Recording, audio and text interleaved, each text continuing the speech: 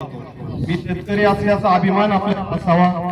या निमित्ताने या माध्यमातून मी नेहमी कृषी विद्यालयांमध्ये जातो, तर आमच्या कृषी क्षेत्रात काम करणाऱ्या विद्यार्थ्यांना नेहमी सांगतो की अभिमानाने सांगा मी खानदानी शेतकरी आहे।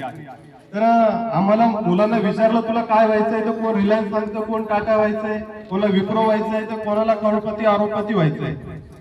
पण आम्ही उद्योग क्षेत्रामध्ये व्याख्यान देत असताना नेहमी सांगतो की आपण एकदा तरी जैन इरिगेशन व्हायला पाहिजे। कारण असं सर, आफ्रिकेमध्ये एका जंगलामध्ये खूप मोठी आग लागली, ती आग विझवण्यासाठी आफ्रिकेचं सरकार काम करत होतं, जगातून मदत पोहोचली, पण सर ते आफ्रिकेच्या जंगलात ती आग आटोक्यात येत नव्हती। या सगळ्या धावपळीमध्ये एक कबूतर एका तळ्यातनं पाणी उचलायचं आणि त्या आगेवरती टाकण्याचा प्रयत्न करायचा।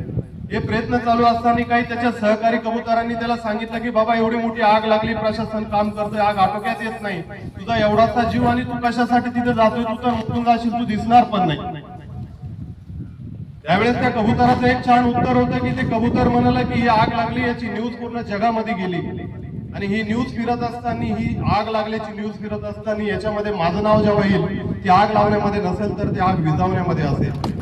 तेच काम सर आपण आपल्या जैन इरिगेशनच्या माध्यमातून आमच्या कृषी क्षेत्रामध्ये काम करत, आमचे गोरगरीब शेतकरी असतील, मोठे शेतकरी असतील, आपण या शेतकऱ्यांना चांगलं जे काही त्यांचं जीवनमान उंचावण्यासाठी जे काही प्रयत्न आपण अटीतटीच्या शर्तीचे प्रयत्न आपण केले त्याच्यात आपण यशस्वी झालात आणि अजूनही आपण काही प्रयत्न करत आहात। आमच्या या कृषी क्षेत्रात काम करणाऱ्या आमच्या सगळ्या या पंचकृषीतील शेतकऱ्यांच्या वतीनं, आमच्या विंचूर पंचकृषीच्या वतीनं मी आमच्या सगळ्यांच्या वतीनं आपल्याला शुभेच्छा देतो की आपण अशीच उन्नती करत राहावं आणि आपलं जळगावच नाही, महाराष्ट्रच नाही तर आपल्या भारताचं नाव लौकिक व्हावं आणि त्याचं नाव पूर्ण भारतामध्ये पसरावं।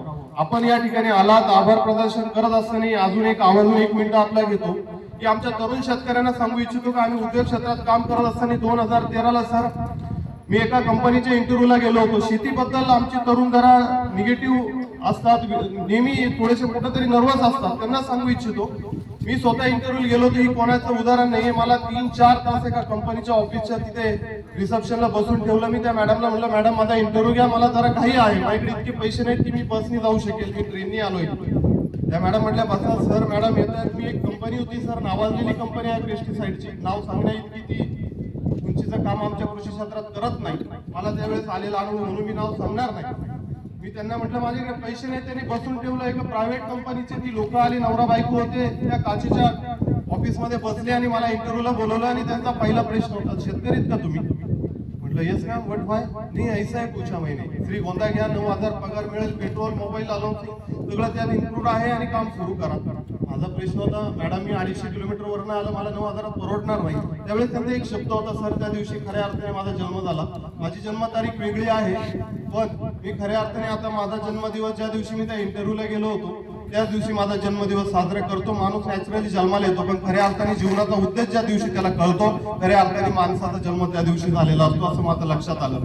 त्या मॅडमला विचारलं मला जमणार नाही, त्यांचं वाक्य होतं इतके शेतकरी ती पोरं करता मग तुम्हाला काय प्रॉब्लेम आहे? एवढा एका वाक्याचा प्रॉब्लेम सर मला झाला की जर शेतकऱ्याचं कुठंतरी तो हातबल झालाय म्हणून जर त्याला वेठीस धरल्या जात असेल, त्याच्यावरती वेळ आली, ही परिस्थिती आली म्हणून जर त्याला कमी पगारात जर लोकांच्या गुलाम्या करायची वेळ येत असेल, त्या दिवशी मी ठरवलं सर मी स्वतः परिवाराचा अनुयायी असल्यामुळे प्रबोधन क्षेत्रात होतोच मी।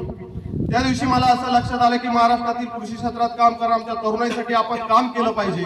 आणि तुम्हाला सांगायला अभिमान वाटेल सर मी तसाच तिथून रिटर्न आलो, त्यांना सांगितलं अशा आमच्या शेतकऱ्याची किंमत करणाऱ्या कंपनीत मला काम करण्यात इंटरेस्ट नाही, कारण मॅडम तुम्ही ज्या 7 लाख रुपयाच्या गाडीमध्ये तुम्ही तुमच्या ऑफिसला आलात ना, तुम्ही आमच्या नाशिक जिल्ह्यात आमचा शेतकरी 14 लाखाचा ट्रॅक्टर चिखलात औषधं मारायला वापरतो, हे आमचं स्टँडर्ड आहे।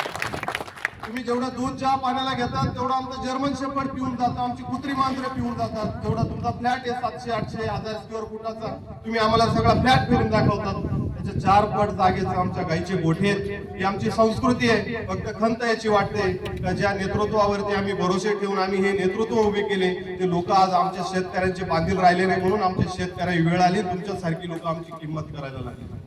तेव्हापासून 300 पेक्षा जास्त सेमिनार घेतले आणि चांगला आनंद वाटतो। 2000 पेक्षा जास्त उद्योजक सर आम्ही छोटे मोठे उभे केले आणि आपल्यासारख्या लोकांना आम्ही आदर्श मानतो। आज आपल्याला भेटून आपल्या बरोबर उभं राहून आम्हाला नक्की सार्थ अभिमान वाटतो।